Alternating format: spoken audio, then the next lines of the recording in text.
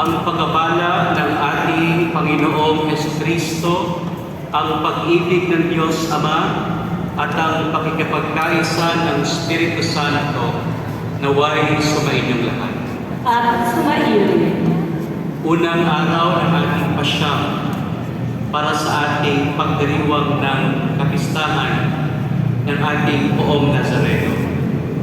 Tayo lumalapit sa kanyang awa sapagkat si Jesus ang mukha ng dakilang pag-ibig at awa ng Diyos para sa ating lahat.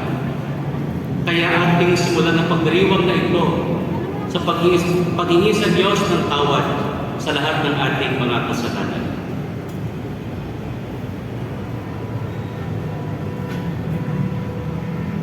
Inaamin ko sa makapangyarihang Diyos At sa inyo mga kapatid, na lubha ko nagkasala sa isip, sa salita, sa gawa, at sa aking pagkukulang. Kaya sinasabi ko sa mahal na Birhen Maria, sa lahat ng mga anghel at mga banal, at sa inyo mga kapatid, na ako'y manalangin sa Panginoong ating Diyos. Kaawaan tayo ng makapangyarihang Diyos, patawarin tayo sa ating mga kasalanan, at pagdubayan tayo sa buhay na walang hanggan. Amen.